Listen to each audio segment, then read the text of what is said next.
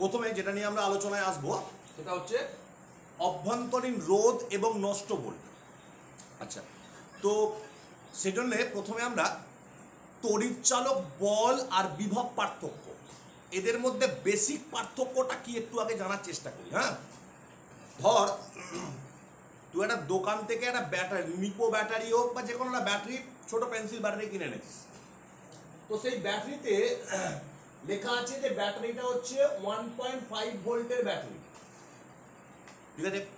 কিন্তু তুই যখন সেই ব্যাটারিটাকে নিয়ে কাজ করা শুরু করবি তখন দেখবি ব্যাটারি থেকে 1.5 ভোল্ট তুই পাচ্ছিস না, ঠিক আছে।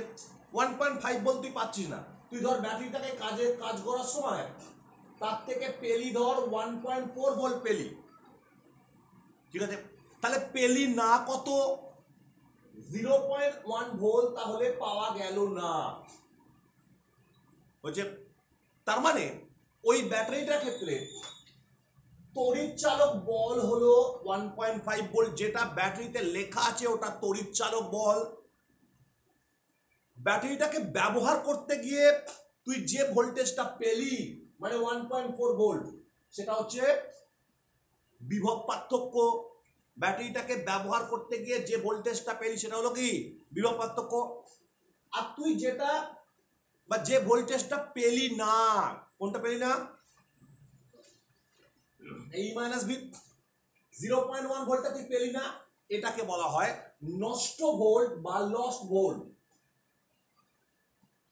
এটা হচ্ছে নষ্ট ভোল্ট বা লস্ট ভোল্ট বলা হয় এটাকে, ওকে। এখন এই যে এই পরিমাণ যে ভোল্টেজটা নষ্ট হয়েছে, তাহলে এটা কোথায় নষ্ট হলো না? আসলে যে কোনো প্রাথমিক যে কোষ, ওই প্রাথমিক কোষের অভ্যন্তরে কিছু রাসায়নিক পদার্থ আছে, যে রাসায়নিক শক্তি থেকে আমরা তড়িৎ শক্তি পাই। এখন যখন কোনো বর্তনীর মধ্য দিয়ে তড়িৎ প্রবাহ হয়, ওই তড়িৎ প্রবাহ যেমন বহির্বর্তনী মানে বাইরে দিয়েও প্রবাহিত হয়, ঠিক তেমনি তড়িৎ প্রবাহটা ওই ব্যাটারির অভ্যন্তরেও প্রবাহিত হয়। তাহলে তড়িৎ প্রবাহ যে শুধু বাইরে তার লাগানো আছে, বাইরে তারে হচ্ছে তা নয়, তড়িৎ প্রবাহটা ওই ব্যাটারির অভ্যন্তরেও তড়িৎ প্রবাহ হয়, ঠিক আছে। এখন অভ্যন্তরে তড়িৎ প্রবাহ হওয়া তরুণ, অভ্যন্তরে কি আছে না কিছু রাসায়নিক পদার্থ আছে।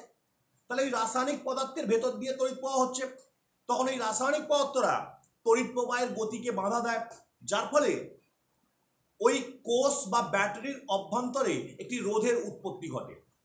সেই রোধের নাম হচ্ছে অভ্যন্তরীণ রোধ বা ইন্টারনাল রেজিস্ট্যান্স, ঠিক আছে। এই অভ্যন্তরীণ রোধের মধ্য দিয়ে তড়িৎ প্রবাহ হওয়ার ফলে ব্যাটারির কিছুটা ভোল্টেজ ওই ব্যাটারির ভিতরে নষ্ট হয়ে যায়, যে ভোল্টেজটাকে বাইরে পাওয়া যায় না, এবং সেই ভোল্টেজটাই নষ্ট হয়। মানে 1.5 ভোল্টের মধ্যে আমরা 1.5 ভোল্টের ব্যাটারি কিনেছি, তার মধ্যে 1.4 ভোল্ট পাচ্ছি কোথায়? 1.4 ভোল্ট পাচ্ছি বাইরে, ঠিক আছে। আর ভেতরে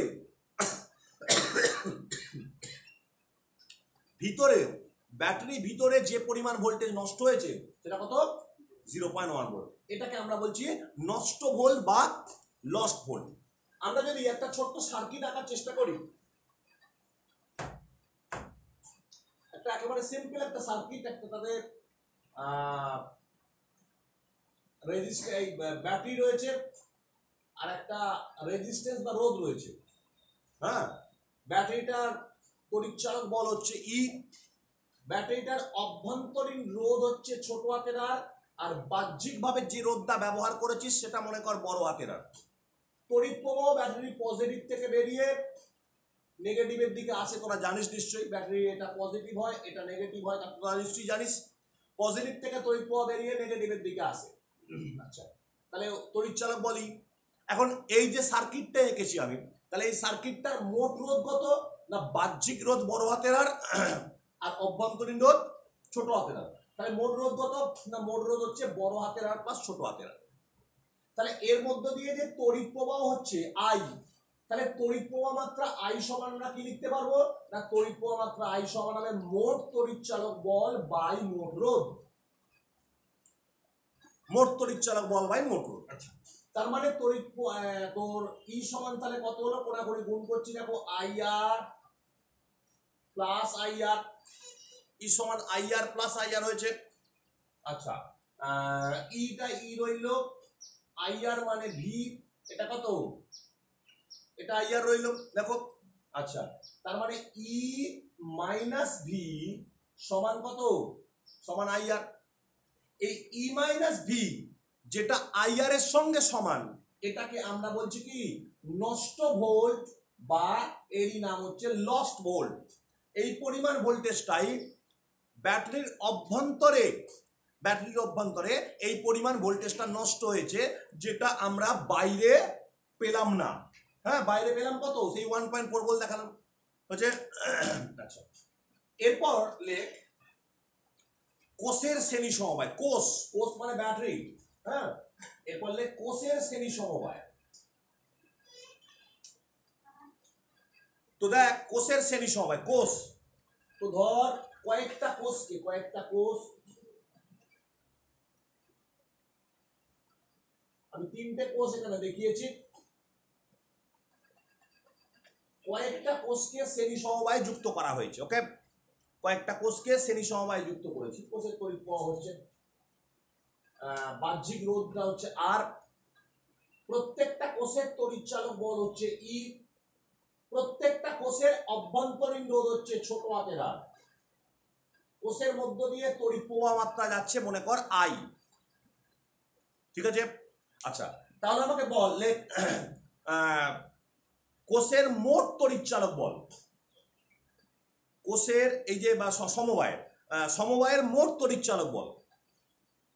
সমবায়ের মোট তড়িৎ চালক বল কত হলো, 3টে ই তড়িৎ চালক বল যুক্ত 3টে ব্যাটারি একসঙ্গে যোগ করা হয়েছে, তাহলে মোট তড়িৎ চালক বল কত হলো 3। যেমন সেই 3 ব্যাটারি টর্চ দেখিস নি, 3 ব্যাটারির যে বড় বড় টর্চ গুলো, 3টে মানে 3টে ই ভোল্টের ব্যাটারি, মানে 3টে 1.5 ভোল্টের ব্যাটারি যোগ করলো, তাহলে মোট কত হলো 3 * 4.5 ভোল্টের ব্যাটারি হলো, তাহলে মোট তড়িৎ চালক বল কত হলো না 3। এবার লেখ বর্তনীর মোট রোধ, টোটাল রেজিস্ট্যান্স কত না, বাহ্যিক রোধটা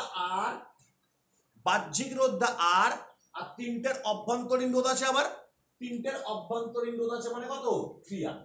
তাহলে মোট রোধ কত হয়ে গেল, বড় হাতের আর বা ক্যাপিটাল আর প্লাস কি রে প্লাস 3R। এবার লেখ তাহলে তড়িৎ প্রবাহ মাত্রা আই সমান কত হবে না, তড়িৎ প্রবাহ মাত্রা মানে হচ্ছে মোট তড়িৎ চালক বল বাই মোট রোধ। মোট তড়িৎ চালক বল কত 3, মোট রোধ কত বড় হাতের আর প্লাস কি, মোট রোধ কত বড় হাতের আর প্লাস 3R। তাহলে তড়িৎ প্রবাহ মাত্রা আই সমান 3/r প্লাস 3R। এরপরে একটা কথা লিখে রাখ, লেখ শ্রেণী সমবায়ে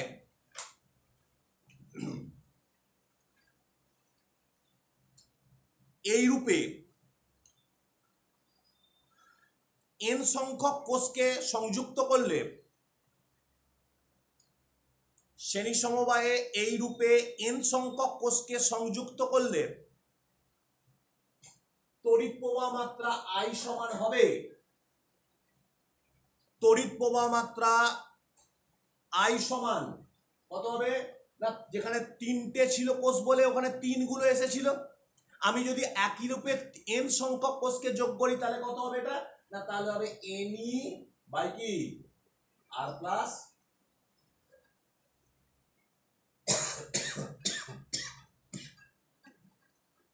ne by r plus nr হবে নিশ্চয় হচ্ছে। এবার লেখ কোষের সমান্তরাল সমবায়, এটা মুছছি আমি, কোষের সমান্তরাল সমবায়। তো আমি ছবিতে দেখাই কয়েকটা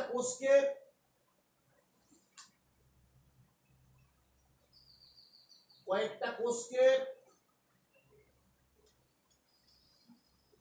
আমরা সমান্তরাল সমবায় ব্যবহার করেছি না। আগের বার একটা শ্রেণী সমবায় ছিল, একটা বাহ্যিক রোধ ব্যবহার করা হলো, এর মধ্য দিয়ে তড়িৎ প্রবাহ মাত্রা I, বাহ্যিক রোধটা R, প্রত্যেকটা কোষের তড়িৎচালক বল ই, প্রত্যেকের অভ্যন্তরীণ রোধ হচ্ছে ছোট হাতের আর, প্রত্যেকের অভ্যন্তরীণ রোধ ছোট হাতের আর, বাহ্যিক যে রোধটা ব্যবহার করা হয়েছে সেটা হচ্ছে বড় হাতের আর। বুঝে?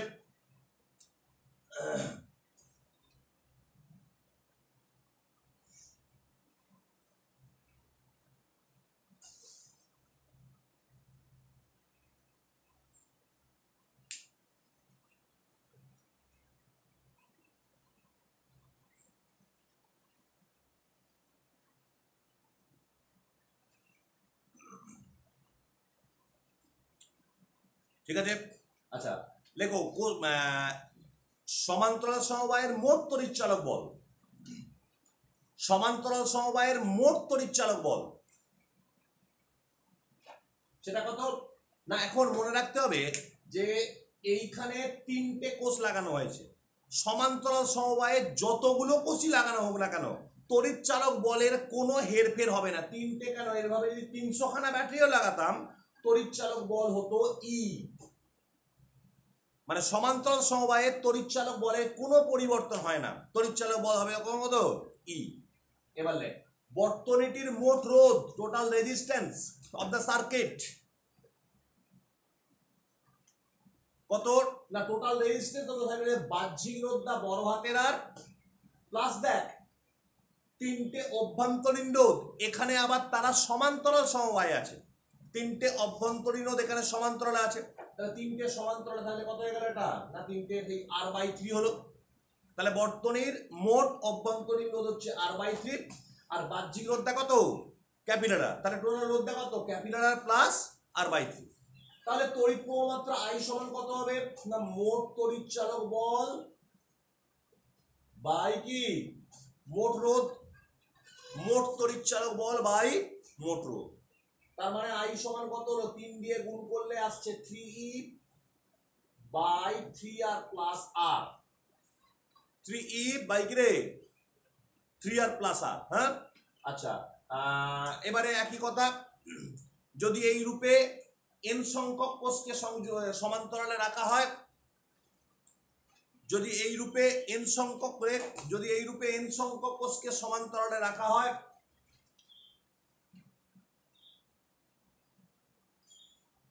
তাহলে তড়িৎ প্রবাহ মাত্রা I সমান হবে, তাহলে তড়িৎ প্রবাহ মাত্রা I সমান হবে, শুধু 3 গুলোর জায়গাতে একটা n বসিয়ে দাও, NE by NR plus R, NE by NR plus R তাই হবে, হচ্ছে।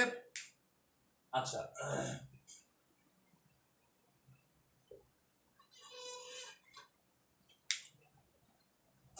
এবার লেখো পরবর্তী পয়েন্টটাতে, কি শর্তে শ্রেণী ও সমান্তরাল উভয় ক্ষেত্রে তড়িৎ প্রবাহ মাত্রা সমান হবে, কি শর্তে শ্রেণী ও সমান্তরাল উভয় ক্ষেত্রে তড়িৎ প্রবাহ মাত্রা সমান হবে।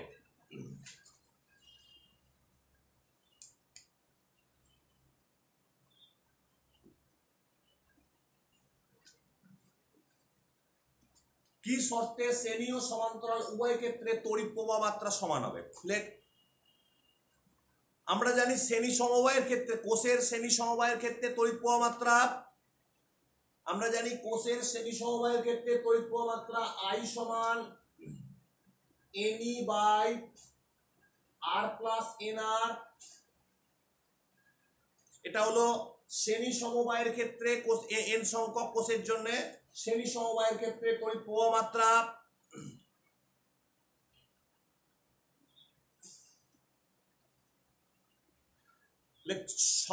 কোষের সমান্তরাল সমবায়ের ক্ষেত্রে,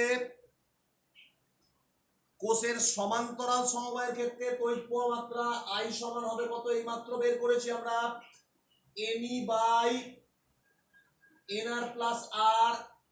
এটা হলো সমান্তরাল সমবায়ের ক্ষেত্রে, বলেছে উভয় ক্ষেত্রে তড়িৎ প্রবাহ মাত্রা সমান হবে, তাহলে দু ক্ষেত্রে তড়িৎ প্রবাহ মাত্রা সমান মানে আমরা কি লিখবো NE by R plus NR, NE by NR plus R। Okay, দুটো সমান করে দিয়েছি।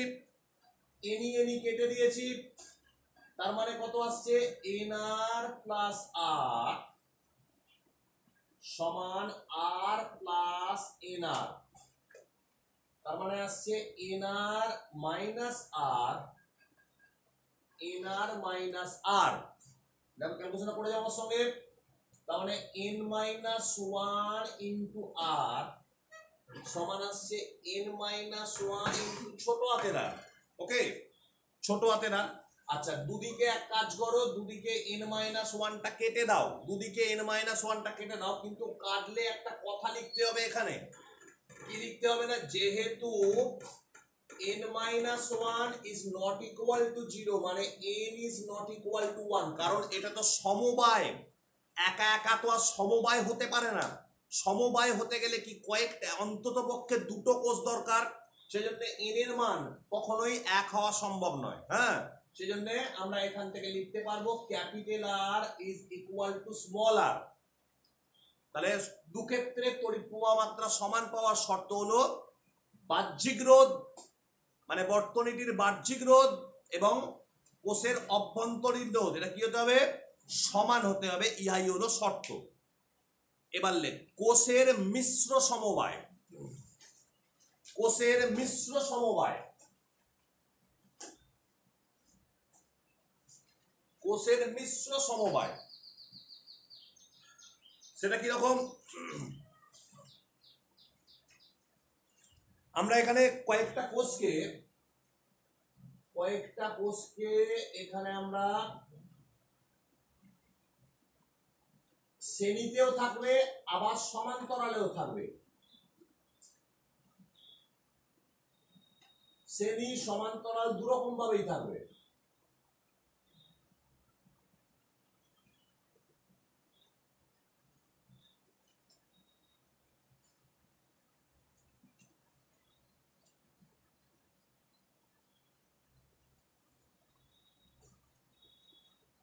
মাঝখানেও আরো সব কোষ আছে, আমি আর এখানে আঁকিনি। দেখো এখানে কোষের শ্রেণী সমবায় সমান্তরাল সমবায় দুরকমই একসঙ্গে রয়েছে। আগেরটা যেমন আমরা আলাদা আলাদা করেছি, শ্রেণী সমবায় আলাদা সমান্তরাল সমবায় আলাদা, এখানে কিন্তু শ্রেণী বা কয়েকটা কোষ দেখতে পাচ্ছি আমরা, শ্রেণী সমবায় রয়েছে, কয়েকটা কোষ দেখতে পাচ্ছি এখানে আমরা, আবার প্রত্যেকটা লাইন কি সমান্তরাল সমবায় রয়েছে, অর্থাৎ শ্রেণী সমান্তরাল দুভাবেই এখানে রয়েছে। সেই একই কথা, প্রত্যেকটা কোষের তড়িৎচালক বল ধরা যাক ই, আর প্রত্যেকটা কোষের অভ্যন্তরীণ রোধ হচ্ছে ছোট হাতের আর, প্রত্যেকটা কোষ। আর বাহ্যিকভাবে যে রোধটা আমরা যোগ করেছি তার রোধটা ধরা যাক ঠিক আগের বারের মতোই বড় হাতের আর। এর মধ্যে একটা তড়িৎ প্রবাহ হচ্ছে, ধরা যাক আই পরিমাণ তড়িৎ প্রবাহিত হচ্ছে সার্কিটটার মধ্য দিয়ে, এর ফলে। আচ্ছা, আরো একটা কথা বলে নিই আমরা, ধরা যাক এই প্রত্যেকটা লাইনে মানে এক একটা লাইনে n সংখ্যক করে কোষ আছে বা ব্যাটারি আছে, এক একটা লাইনে, মানে এই যে মাঝখানটা ডট ডট দিয়েছি মানে কি এখানে আরো কিন্তু ব্যাটারি বা কোষ আছে, আমি অতগুলো আঁকিনে n সংখ্যক কোষ আছে।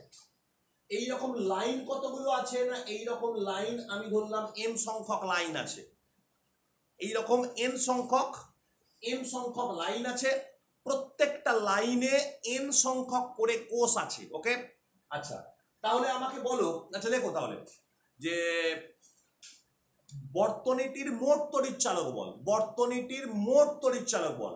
একটু আগেই আমরা শিখেছি যে সমান্তরাল সমবায়ে যতগুলোই থাকুক না কেন তড়িৎচালক বলের কোনো পরিবর্তন হবে না, অর্থাৎ তাহলে সমান্তরালে কটা আছে এখানে আমার দেখার কোনো প্রয়োজন নেই। তাহলে এক একটা তড়িৎচালক বল ই করে, প্রত্যেকটা লাইনে n সংখ্যক কোষ আছে, তাহলে বর্তনীটির মোট তড়িৎচালক বল হবে n ই, কারণ সমান্তরালে একটু আগে আমি বলেছি কতগুলো কোষ আছে সেটা আমার ক্যালকুলেশনের মধ্যে আনার প্রয়োজন নেই। ওকে, এবার আমাকে বর্তনীর মোট রোধ বের করতে হবে। বর্তনীর মোট রোধ মানে এই পুরো ভেতরটা রোধ বের করতে হবে, এটা হলো মোট অভ্যন্তরীণ রোধ, আর তার সঙ্গে বাহ্যিক রোধটা যোগ করতে হবে। আচ্ছা, এক একটা লাইনে n সংখ্যক করে কোষ আছে, প্রত্যেকটা রোধ কত আর করে, তাহলে এক একটা শ্রেণী বা এক একটা লাইনের রোধ কত হবে না, এক একটা শ্রেণী বা এক একটা লাইনের রোধ হবে কত n আর, কারণ এক একটা n আর করে, এটা দুটো হলে 2 আর হতো, তিনটে হলে 3 আর হতো, চারটে হলে 4 আর হতো, তাহলে n সংখ্যক আছে মানে কত n আর। এই লাইনটার অভ্যন্তরীণ রোধ এনআর, এই লাইনটার অভ্যন্তরীণ রোধ এনআর, এই লাইনটার অভ্যন্তরীণ রোধ এনআর, এটার অভ্যন্তরীণ রোধ এনআর, এর অভ্যন্তরীণ রোধ এনআর। তাহলে এইভাবে এম সংখ্যক সমান্তরালে রয়েছে। তাহলে এই যে কোষগুলো রয়েছে তাদের মোট অভ্যন্তরীণ রোধ কত হবে? তাহলে এনআর বাই এম হবে। তাহলে এই যারা সমান্তরাল সমবায় রয়েছে তাদের মোট অভ্যন্তরীণ রোধ কত হলো? NR by M. আর বাহ্যিক রোধ কত? বড় হাতের আর। তাহলে মোট রোধ কত হলো না? বড় হাতের আর প্লাস এনআর বাই এম। এটা হলো এই যে সার্কিটটা রয়েছে তার টোটাল রোধ। বাহ্যিক রোধটা বড় হাতের আর, অভ্যন্তরীণ রোধটা হচ্ছে এনআর বাই এম। তাহলে তড়িৎ প্রবাহ মাত্রা আই সমান কত হবে না? মোট তড়িৎচালক বল বাই কি? বাই মোট রোধ, মানে এনআর বাই এম হচ্ছে। এবার এই এম দিয়ে ওপর নিচে গুণ করে তাহলে আই সমান হয়ে গেল কত? MNE by MR plus NR. MNE by MR plus NR হচ্ছে।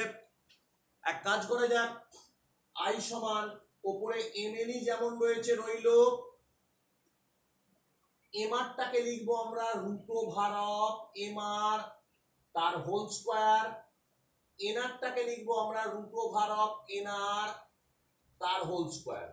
মানে আমি এ স্কয়ার প্লাস বি স্কয়ারের সূত্র ফেলবো। নিশ্চয়ই আমরা জানি সকলে a square plus b square মানে এ মাইনাস বি তার হোল স্কয়ার প্লাস 2ab। তার মানে আমরা এখানে লিখবো এমএনই বাই √ভার এমআর মাইনাস √ভার এনআর তার হোল স্কয়ার। এটা কত? 2 √ভার এমআর √ভার NR. A square plus b square মানে এ মাইনাস বি তার হোল স্কয়ার প্লাস 2ab হয়েছে। এবারে লেখো যে এ পর্যন্ত হওয়ার পর লিখবে তড়িৎ প্রবাহ মাত্রা সর্বোচ্চ হবে। এই যে তড়িৎ প্রবাহ মাত্রা আই মানে আই ইজ ম্যাক্সিমাম, তড়িৎ প্রবাহ মাত্রা সর্বোচ্চ হবে, আই ইজ ম্যাক্সিমাম। কখন সর্বোচ্চ হবে না? যখন √ভার এমআর মাইনাস √ভার এনআর ইজ ইকুয়াল টু 0 হবে। তড়িৎ প্রবাহ মাত্রা সর্বোচ্চ হবে যখন এটা 0। তার মানে √ভার এমআর সমান √ভার এনআর হচ্ছে। দুদিকে দুটো রুট তুলে দাও, দুদিকে রুট তুলে দিলে কি হয়ে যাবে? তাহলে এমআর সমান এনআর। তার মানে আর সমান হয়ে গেল এনআর বাই কি? আর সমান কত হবে? NR by M. আমরা খেয়াল করে দেখি এই এনআর বাই এমটা কি?